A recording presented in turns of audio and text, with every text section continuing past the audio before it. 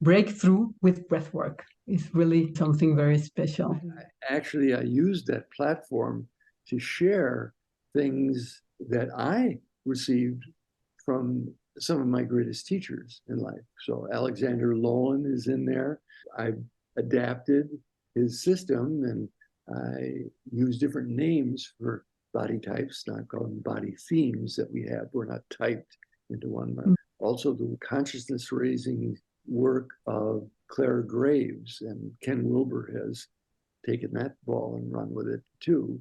And the levels or stages of belief systems and consciousness in the world, which helps make sense of, well, why is this country over here ensconced in this belief and this other country is like, well, there's ways that we can evolve in our consciousness if we don't make a black and white, right and wrong situation out of it, but discover we are the products of all of those levels and we have them within us.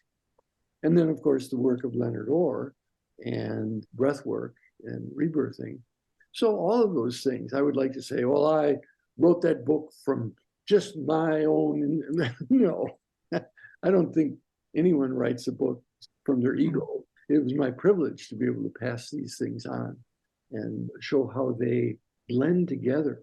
And they give us tools for seeing life and then adapting to situations which before might have brought us into a dead end or a stuck place, a holding pattern. We have that in our mind. We can recognize, oh, that theme there that I've seen before and many people have seen before. And I happen to know some tools that in a breathwork session now can be used to help that person express that theme that they're falling asleep on or they're holding their breath. So now we have things that support full and free breathing. And I'm just contributing things that I've discovered, what I know. It's not a comparison, better or worse. It's just more inclusive. It's not like, oh, well, we were really doing things wrong back there in the 70s. That was bad, bad, bad. No, we were doing what we knew at that time. And now a little more inclusive and be a little more also accepting and compassionate and understanding. So that's the course of evolution. And like breath, and this is another thing that I am bringing to my understanding, like breath, there's always an inhale and an exhale. So there's expansion, but then there's also a concentration. There's an expansion, and then there's also a compression.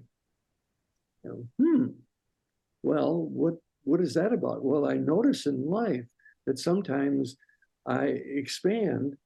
For example, right now, I'm coming up with ways to have a community together using Zoom and the internet in a way that includes groups throughout the country and throughout the world. That's a great idea, but it's very complicated. How can we do all those things? And if we just keep expanding, we can get more and more levels of complexity. Oh, wait a minute, we've got to come back to simplicity. We've got to come back to how can we take the spirit of that expansion and now make it practical, make it not more work. And so that is the growth. To me, the yin and the yang of life. As I always say, that the yang is we're going to have goals. We're going to have clarity, going to progress. The yin is, we recognize that everything we need is already there. We recognize that perfection is not a goal. It's something that we accept and honor that's within us right now. Well, what's the truth? Do we need to progress and have goals, or should we just meditate and recognize the perfection of everything? Well, that's why I think we have two legs as we walk down the road of life. There's the yin leg and then there's the yang leg. We have to keep them in balance. So we have to take care of ourselves with times of meditation and breathing. And then we have to, do some work. Mm. pay the bill for the internet, And so that's the elegance that each of us has, that different balance in there. And as we know, even in working with breathwork, some people are great at the inhale, but not so good at the exhale, not so good at letting go or letting down. So the chest is out, and they're, and then there's other people who are have a great difficulty with expansion or inhaling. Their chest is collapsed and frozen.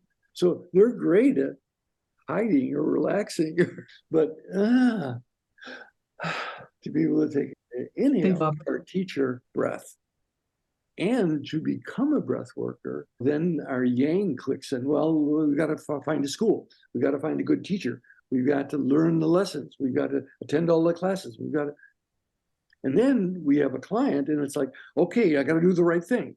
Now I've got to watch them. Let's see, what is their body theme, and how are they holding their inhale? And I recognized my mind was over yanging it in being a breath worker in the beginning. It still can do that, of course.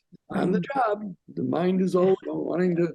And so guidance would come to me if I was over yanging. Guidance would come in and say, Jim, shut up. Sit back and take a breath. Oh, okay. Let the person breathe. Don't be on them every second. Let them find their own breath for a moment. And then you can listen to spirit, as you say, listen. And you might give them a suggestion, but I never say, now I want you to breathe this way, or now here's the right way to do it. That just jams the circuit. I consider breath work collaborative, but also experimental. I might have a brilliant thought. Oh, it looks to me like you're holding your breath this way. I want you to breathe.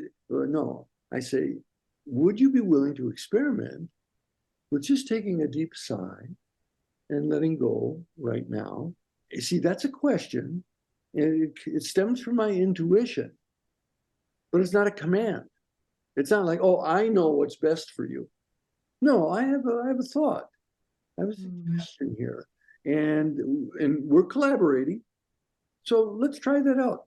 The funny thing is, with that, I might see a person doing what I did a lot when I was learning breath work, is I would kind of tend to fade out.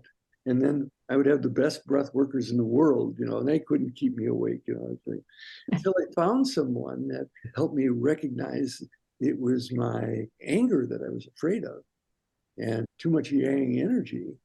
And so when I used the bioenergetics, then I would move my body, or I would push away, or I do something, then I was fully awake, and I would keep breathing. But I would take these insights and I would see someone and I'd say, well, let's see, let's have them raise their knees or maybe kick with their feet. And I think that will help them get in touch with blah, blah, blah, whatever I thought they needed to be in touch with. Well, they would do the exercise and they'd come alive, but they got in touch with something very different than what I thought. And so that's why the experiment and having the humility just to say, are you willing to try this experiment, worked much better than my prescription. This is what's different than what I learned in being a helper, becoming a psychologist. Psychologist is, I should have the tools and I should have the awareness, and I help the people who don't have those things. Now, if it starts to happen that I get involved with that person, or I start to feel my own issues coming up with them, well, I better go to supervision.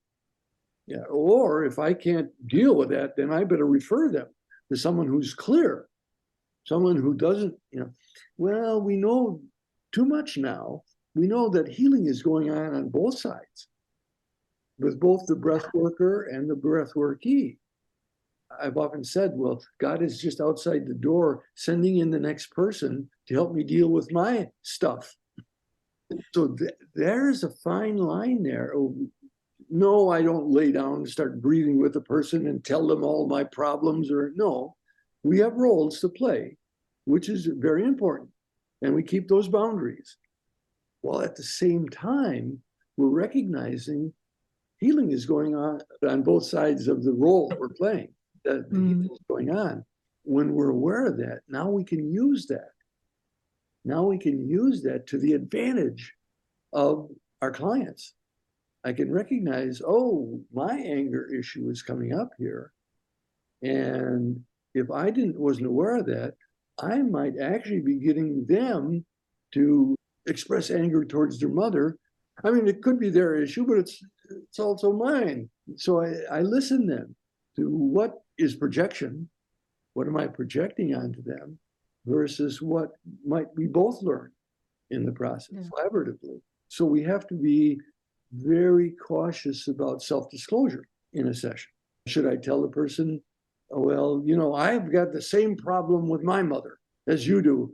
No, there may be a time in which I could share what some of my issues and some of what I've done, but I have to be very conscious of that person's ability to use that information in a discriminating way so that they actually are inspired by it rather than putting me on a pedestal or, well, I can't have you as a therapist. You've had mother issues.